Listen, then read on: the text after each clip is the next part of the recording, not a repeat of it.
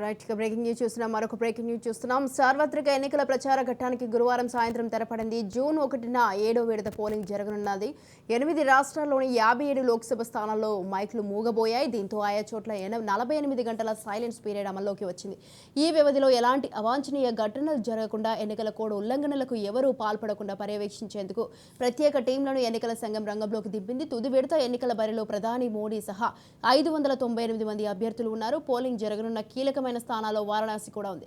ఇక్కడి నుంచే ప్రధాని మోడీ వరుసగా మూడోసారి పోటీ చేస్తున్నారు. ఇక హిమాచల్ ప్రదేశ్లోని మండి నుంచి బీజేపీ అభ్యర్థిగా కంగనా రనౌత్, బెంగాల్లోని డైమండ్ హార్బర్ నుంచి సీఎం మమతా బెనర్జీ, మేనల్లుడు అభిషేక్ బెనర్జీ పోటీలో ఉన్నారు. జూన్ 1న పోలింగ్ ముగిసిన వెంటనే సాయంత్రం 6 గంటలకు ఎగ్జిట్ పోల్స్ విడుదల చేసేందుకు ఈసీ అనుమతిచ్చింది. ఇక జూన్ 4న సార్వత్రిక ఎన్నికల ఓట్ల లెక్కింపు ఫలితాలు వెలువడనున్నాయి.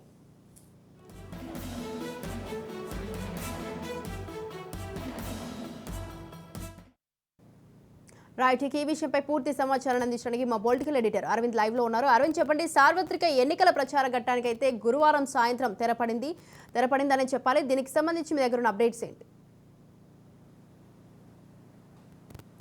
ప్రపంచంలోని అతి పెద్ద ప్రజాస్వామిక దేశమైనటువంటి భారతదేశంలో ప్రజాస్వామ్య ఎన్నికల పండుగ చివరి దశకి చేరిందని చెప్పాలి. 7వ విడతతోటి పూర్తిస్థాయి ఎన్నికల షెడ్యూల్కి సంబంధించినటువంటి ఎన్నికలకి సంబంధించినటువంటి ఘట్టం పూర్తి కాబోతోంది. దీని తర్వాత 4వ తారీఖు జరిగే కౌంటింగ్కి సంబంధించినటువంటివి అయిపోయి అందరూ ఆసక్తిగా ఎదురు చూస్తున్నారని చెప్పక తప్పదు స్వాతి. అయితే ప్రధానంగా ఇక్కడ గమనించాల్సిన అంశం ఏంటంటే, ఈ ఎన్నికలు అంటే మోడీని మూడోసారి అధికారంలోకి తీసుకొస్తాయా, లేదా ఇండియా కూటమి బలం పెంచుకొని ఒక సంక్లిష్టమైనటువంటి రాజకీయ పరిస్థితి వస్తుందా అనేది కూడా ఖచ్చితంగా చర్చ అయితే దేశవ్యాప్తంగా జరుగుతోంది.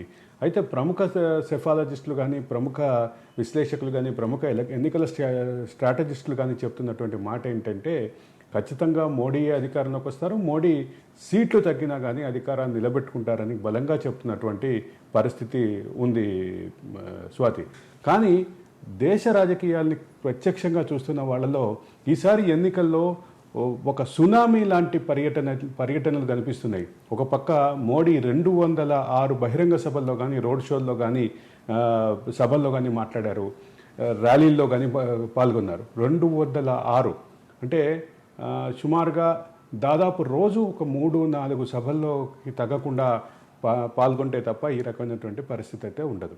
అదే సందర్భంలో రాహుల్ గాంధీ, ప్రియాంక కూడా 106 బహిరంగ సభల్లో ఒకరు పాల్గొంటే 107 బహిరంగ సభల్లో ఒకరు పాల్గొన్నటువంటి పరిస్థితి ఉంది. అంటే దేశవ్యాప్తంగా జాతీయ నాయకులందరూ ఎన్నికల ప్రచారంతో వేడెక్కించినటువంటి పరిస్థితి. ఒక పక్క సూర్యుడి వేడి కంటే ఇంకో పక్క ఎన్నికల వేడి కూడా చాలా బలంగా కనిపించినటువంటి పరిస్థితి అయితే ఉందని చెప్పక తప్పదు. ఇప్పుడు చివరి విడతలో 57 స్థానాలకి ఎన్నికలు జరుగుతుంటే దాంట్లో దేశ ప్రధాని ఒక వారణాసిలో నుంచి పోటీలో ఉన్నారు. వారణాసిలో ఆయన నామినేషన్ కార్యక్రమమే విజయోత్సవ కార్యక్రమంగా జరిగిందంటూ అంటే కొన్ని దానికి సంబంధించిన వ్యాఖ్యానాలు వచ్చినటువంటి విషయం కూడా గమనించాలి. అంటే దాంట్లో సుమారు 19 మంది కేంద్ర మంత్రులు, దాదాపు బీజేపీ పాలిత అన్ని రాష్ట్రాల ముఖ్యమంత్రులు, ఎన్డీఏ కూటమి భాగస్వామ్య పక్షాలు మన తెలుగు రాష్ట్రాల నుంచి తెలుగుదేశం అంటే జనసేనతో సహా మొత్తం జాతీయ పార్టీల నాయకులు అందరూ కూడా ఆ కార్యక్రమానికి హాజరవ్వటం, అదే సందర్భంలో సాంప్రదాయకమైనటువంటి పూజలు, ఆయనకు అత్యంత ఇష్టమైనటువంటి కాలభైరవుడి పూజలు, వీటన్నిటి తర్వాత గంగా హారతి, గంగా దగ్గరలో పూజలు, వీటన్నిటి తర్వాత మోడీ ఏదైతే నామినేషన్ దాఖలు చేశారో అదొక విజయోత్సవ కార్యక్రమంగా చూడాలి అనేటటువంటి వ్యాఖ్యానాలు కూడా వచ్చినాయి. ఇప్పుడు ఈ 17 స్థానాల్లో మోడీతో పాటు BJP star campaigner Kangana Ranaut ఉన్నారు. అలాగే మరో పక్కన టీఎంసీలో తృణమూల్ కాంగ్రెస్లో నెంబర్ 2గా చెప్పబడేటటువంటి అభిషేక్ బెనర్జీ ఉన్నారు. తర్వాత సొరేన్ కుటుంబం ఉంది. ఇటువంటి జాతీయ నాయకులు కూడా ప్రధానంగా పోటీలో ఉన్నటువంటి ఈ ఎన్నికల ఘట్టంతో 7వ విడతతోటి మొత్తం భారత ఎన్నికల ఘట్టంలో ఎన్నికలకి సంబంధించినటువంటి కార్యక్రమం పూర్తి కాబోతోంది. అదే సందర్భంలో 4వ తారీఖు మరొక కీలకమైనటువంటి ఘట్టం ఉంది. 4వ తారీఖు కౌంటింగ్ రాబోతోంది, కౌంటింగ్ ఫలితాలు రాబోతున్నాయి.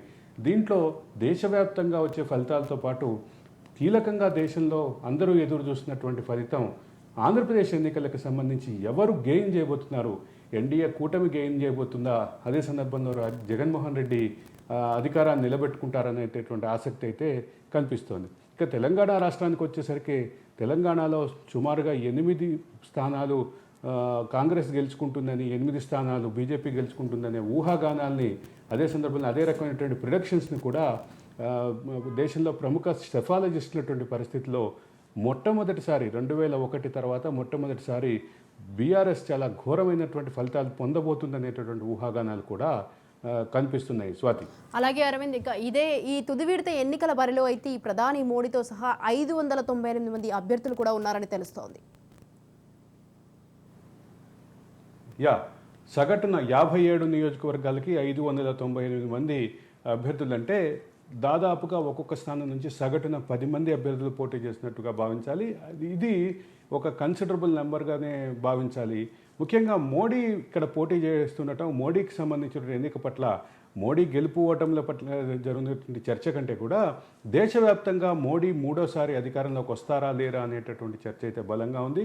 దీనికి సంబంధించినటువంటి ఊహాగానాలు, సెఫాలజిస్టులకు సంబంధించిన అంచనాలు కూడా ఉన్నాయి.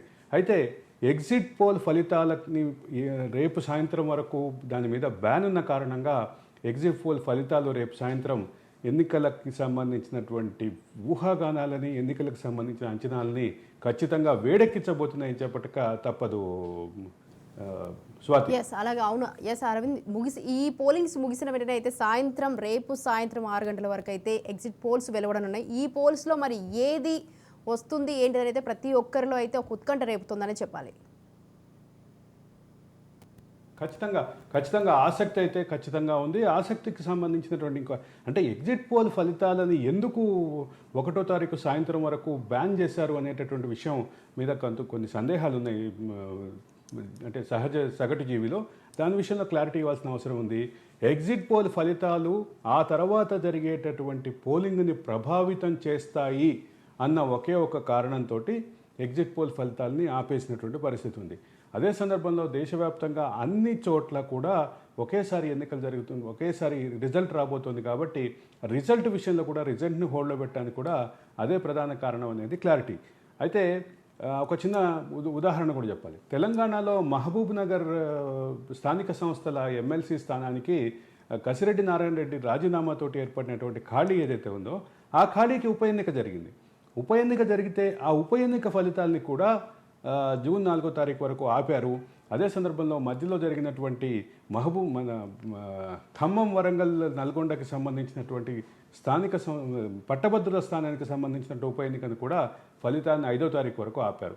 ఈ రకమైనటువంటి అంటే ఇక్కడ ఎన్నికల సంఘం ఏమేమి భావిస్తుందంటే ఒక చోట వచ్చినటువంటి ఎన్నికల ఫలితం ప్రభావం కానీ, ఎగ్జిట్ పోల్ ఫలితం ప్రభావం కానీ ఇది మిగతా విడతలలో జరిగేటటువంటి ఎన్నికలని ప్రభావితం చేస్తుందని భావిస్తుంది. కాబట్టే ఈ రకమైనటువంటి ఎగ్జిట్ పోల్స్ని ఆపారు. ఇక ఎగ్జిట్ పోల్స్కి సంబంధించినటువంటి ఊహాగానాన్ని పక్కన పెడితే ఇప్పటి వరకు ఉన్నటువంటి పోల్ సర్వేలు, అదే సందర్భంలో సెఫాలజిస్ట్ ఇచ్చినటువంటి అంచనాలు మాత్రం దేశంలో కాంగ్రెస్ యొక్క స్థానం, అదే సందర్భంలో ఇండియా కూటమి యొక్క స్థానాలు పెరిగేటటువంటి అవకాశం ఉన్నప్పటికీ అధికారం మాత్రం బీజేపీ కూటమికి, ఎన్డీఏ కూటమికి వచ్చేటటువంటి అవకాశాలు ఉన్నాయి. కానీ ఎన్డీఏ కూటమి యొక్క స్థానాలు గణనీయంగా తగ్గుతాయని చెప్పేసి అంచనాలు ఇచ్చారు.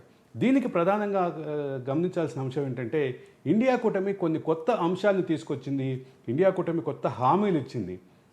ఇప్పటికే కర్ణాటకలో, తెలంగాణలో సక్సెస్ అయినటువంటి ఏవైతే వాగ్దానాలు ఉన్నాయో అటువంటి వాగ్దానాలని అంటే ఈ రెండింటిని బేస్ చేసుకొని దేశవ్యాప్తంగా కూడా అదే రకమైనటువంటి ఇంప్లిమెంటేషన్కి వెళ్తామని హామీ ఇచ్చింది. దాంతోపాటు దేశవ్యాప్తంగా ఎలక్షన్లో వచ్చినటువంటి ప్రధానమైనటువంటి చర్చనీయాంశం ఏంటంటే రిజర్వేషన్లు, రాజ్యాంగ స్ఫూర్తి. బీజేపీ అధికారంలోకి వస్తే, బీజేపీ అధికారంలోకి ఈసారి వచ్చినటువంటి వెంటనే రాజకీయపరమైనటువంటి కొన్ని నిర్ణయాలు తీసుకుపోతుందంటూ ఒక చర్చలు లేవనెత్తింది ఇండియా కూటమి. అది కూడా ముఖ్యంగా రిజర్వేషన్లకు సంబంధించిన అంశం మీద. రిజర్వేషన్లకి బీజేపీ వ్యతిరేకంగా ఉంది. బీజేపీని నడిపించేటటువంటి బీజేపీ సిద్ధాంతక సంస్థ అయినటువంటి ఆర్ఎస్ఎస్ వ్యతిరేకంగా ఉంది. కాబట్టి ఎట్టి పరిస్థితుల్లో ఇది జరగబోతోంది అంటూ ఒక ఊహాగానం అయితే వచ్చినటువంటి పరిస్థితి. దీనికి సంబంధించినటువంటి అంశాల్లో కూలంకషంగా వెళ్తే దీని యొక్క ప్రభావం ముఖ్యంగా ఏ ప్రాంతాల్లో ఉంటుంది అనేటటువంటి అంశం, దానికి దక్షిణ భారతదేశంలో దాని ప్రభావం ఎక్కువగా ఉంటుందనేటువంటి అంచనాలు కూడా ఉన్నాయి. రిజర్వేషన్ల పైన కాంగ్రెస్ కానీ కాంగ్రెస్ మిత్రపక్షాలు కానీ తీసుకొస్తున్నటువంటి ఈ వాదన ఖచ్చితంగా ఒక బలమైనటువంటి ప్రభావం చూపుతుందనేటటువంటి అంశం ఉంది. దానికి ఫలితంగానే కాంగ్రెస్ యొక్క సీట్లు పెరిగేటటువంటి అవకాశం, కాంగ్రెస్ మిత్రపక్షం ఇండియా కూటమి యొక్క భాగస్వామ్య పక్షాలు సీట్లు పెరిగేటటువంటి అవకాశాన్ని ఒక పక్క అంచనా వేస్తుంటే, మరోపక్క ఆ కారణంగానే బీజేపీ యొక్క సీట్లు అంటే తెలంగాణలో మొదలైనటువంటి ఈ వాదన జాతీయ స్థాయిలో ఏ స్థాయిలో ప్రభావితం చూపించిందంటే 206 స్థానాల్లో బహిరంగ సభల్లో, రోడ్ షోల్లో, అదే సందర్భంలో అంటే సభల్లో ఎలక్షన్ ప్రచారంలో పాల్గొన్నటువంటి మోడీ దాదాపుగా 150 సభల్లో దీని గురించే ప్రస్తావించారు, దీని గురించే ఎక్స్ప్లెనేషన్ ఇవ్వడానికి ప్రయత్నం చేశారు అంటూ ఒక కంక్లూజన్స్ ఉన్నాయి. అదే సందర్భంలో మోడీ మాత్రమే ఆగలేదు, అమిత్ షా కూడా రిజర్వేషన్లకి మేము అనుకూలమైనటువంటి వాళ్ళమే అంటూ క్లారిటీ ఇచ్చేటువంటి పరిస్థితి ఉంది. నడ్డా, రాజ్నాథ్ సింగ్ లాంటి, స్మృతి ఇరానీ ఇట్లాంటి అంటే బీజేపీలో స్టార్ లీడర్స్గా ఉన్నటువంటి ప్రతి ఒక్కళ్ళు కూడా సంజాయిషి ఇచ్చుకోవాల్సినటువంటి పరిస్థితి, మేము ఎక్స్ప్లెనేషన్ ఇచ్చుట అంటే ఒక హామీ వాళ్ళు ఇచ్చేటటువంటి పరిస్థితి అయితే క్రియేట్ అయింది. దానికి ప్రధాన కారణం ఏంటంటే ఈ అంశాన్ని ఇండియా కూటమి ప్రధానంగా చర్చలోకి పెట్టినటువంటి జాతీయ స్థాయిలో చర్చలో పెట్టింది.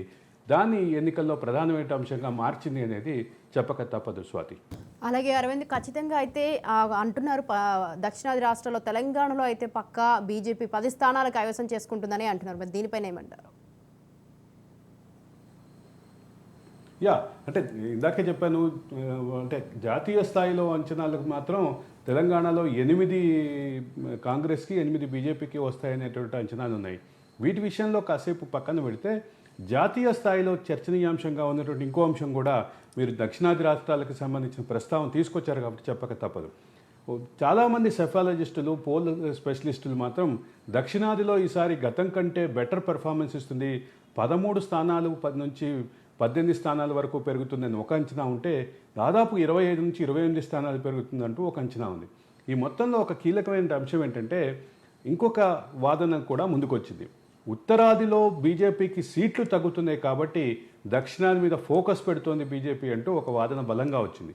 దీనికి బీజేపీ ఒక క్లారిటీ ఇచ్చింది. మేము ఉత్తరాదిలో స్టెబిలైజ్ అయి ఉన్నాం, మేము మా స్థానాల్ని సుస్థిరపరచుకొని దక్షిణాది నుంచి మా స్థానాన్ని పెంచుకునే ప్రయత్నం చేస్తున్నామని చెప్పింది. కానీ వాస్తవ పరిస్థితి, గ్రౌండ్ రియాలిటీ ఏంటి అనేది మాత్రం దీని విషయంలో రకరకాల అనుమానాలు అయితే ఉన్నాయి. బీజేపీకి జాతీయ స్థాయిలో ఈసారి దక్షిణాది నుంచి సీట్లు పెరుగుతాయనే వాదన బలంగా ఉంది. అవి 10 పెరుగుతాయా, 15 పెరుగుతాయా, 25 పెరుగుతాయా పక్కన పెడితే బీజేపీకి ఒక కన్సిడరబుల్ నెంబర్ అయితే పెరుగుతుందనేటటువంటి అంశం ఉంది. మరోపక్క దక్షిణాదిలో పెరుగుతుంటే ఉత్తరాదిలో కొన్ని సీట్లు తగ్గుతాయనేటువంటి అంచనాలు మాత్రం బాగా బలంగా ఉన్నాయి. ఈ విషయంలోనే దీనికి ఫలితాలు 4వ తారీఖు వరకు ఇది ఆసక్తి అయితే కొనసాగుతుందని చెప్పక తప్పదు Swathi. Right. Thank you Aravind, thanks for the live details.